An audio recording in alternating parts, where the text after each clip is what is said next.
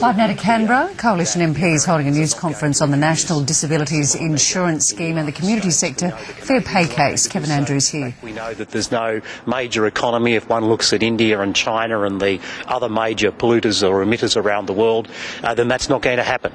So that means that the assumptions upon which the government has put forward its carbon tax are flawed. This is unravelling. It's going to have an impact in terms of revenue, and it's certainly going to have an impact in terms of the compensation so far as Australians are concerned. There should be a mini budget to deal with this, and as it's a mini budget, the Parliament should have the opportunity, as it does each year, to look at the budget. In particular, in this portfolio, there are two items that the government has made announcements about and created expectations in the community that should be included in any economic statement. One is the National Disability Insurance Scheme, which Senator Fifield will say a bit more about in a moment, and the other is the announcement by the government that it would fund the claim before Fair Work Australia for low-paid workers in the community sector, and Senator Cash will say a bit more about that. Thanks, Kevin. Firstly, as a manager of opposition business in the Senate, very disappointed that the Senate, which was scheduled to sit on Monday, Tuesday and Wednesday next week, now will not. The MyEFO is going to be, in effect, a mini-budget. It should be treated as such, and the Senate should sit next week as scheduled, and the House of Representatives should also be recalled so that it can examine the mini-budget.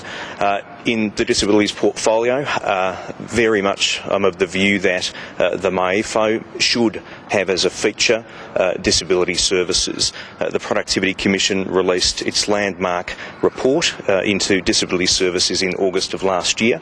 It made clear that the system of support for people with disability is broken, that the system is really featured by waiting lists and rationing. The government have had many fine words in support of a national disability insurance scheme, but the time has come for the government to outline a clear funding envelope and a clear timetable. If the government doesn't do that in their mini-budget, I think there will be growing cynicism in the disability sector that the government isn't serious. And in relation to the announcement by the government that it will fund its share of any decision by Fair Work Australia for the community sector employees in relation to the wage increase, the Coalition has made it quite clear that we welcome that decision. However, the announcement by the government raises more questions than it does provide answers, in particular to those in the community sector.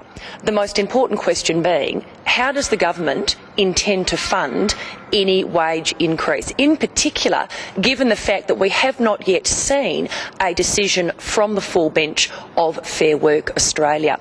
The other issues that are raised are, how do the states fund their part of any wage increase? The government has not yet put on the table what the position of the states is. The government has not yet said to the people of Australia that it has in fact spoken with the states. In fact, the information that we have is that a number of the states have made it very clear they don't have the funds to fund any wage increase. They will be looking to the federal government to provide them with any additional funding. And in relation to the not-for-profit sector, the Red Cross in Queensland is a very good example of a not-for-profit that has had to hand over a wage increase to its employees, and it has made it very clear to the Queensland government that it does not have the funds to pass on any wage increase. So, as Senator Fifield and Mr Andrews have said, the government should recall the House of Representatives next week, and we should be hearing from them exactly how they intend to fund, in particular in my case, any wage increase that flows from the decision of Fair Work Australia. Senator Fifield, if I can just move on to the disability question. With MyEFO, it's expected the government is going to have a fairly tight surplus. They've made it clear that they're going back to surplus, but this presents that there's going to be very, very tight measures in funding areas. Do you support going to deficit to fund the National Disability Scheme? Are you calling on the government to give up their surplus? Well, I'm calling on the government to live within their means, but also to meet the expectations that they've raised. The government have acknowledged, as has the opposition, that support for people with disabilities just isn't good enough. We want to see the budget back into surplus. The government say they want to see the budget back into surplus as well. But I do note that the amount of money which we're talking here, ultimately $6.5 billion for the unmet need for people with disabilities, is roughly equivalent to what the current government spends on their annual interest bill on their debt. So it's really a matter of priorities. With priorities, what's more important, a surplus or the National Disability Scheme? Well, you should prioritise to live within your means. Governments tax the Australian people plenty. The problem isn't that they don't tax enough. The problem is the government don't have their priorities right. And as the Productivity Commission said, if you were starting to design from scratch what it is the government does, one of the first things you would start with is decent support for people with disabilities. It should be core government business. So you wouldn't support a tax increase at all to fund a disability scheme? As I say, I think people pay enough tax as it is. The problem isn't that people don't pay enough tax. The problem is the government's priorities. I mean, if this government hadn't wasted billions of dollars on pink bat schemes and clash for clunkers and all of these mad schemes that have now unravelled, there would have been the money there to pay for the National Disability Scheme. And that's the real tragedy of what's unfolded in Australia over the last few years. Money has been wasted, billions upon billions upon billions, and when there's a good cause which ought to be funded, namely the National Disability Scheme, they're now, making noises that they don't have the money. They've put no money on the table, no new money on the table. I think it was $10 million they've put into a study of it is actually coming out of existing departmental funds. So far, an expectation has been created in the community, and this is the important point. This government goes out, creates expectations about things like the National Disability Insurance Scheme, goes out and creates an expectation for all the workers in the community care sector in terms of increasing wages. Well, now the crunch point has come. Where's the money coming from? Minister Macklin has to be ensure that in the mini budget that comes down that these matters are covered, otherwise they're left looking totally hypocritical about it. Medicare is funded by the Medicare levy in part, and that is probably the only comparable scheme to the National Disability. This scheme has to be funded every year. Would you support, if you're in government, a similar levy?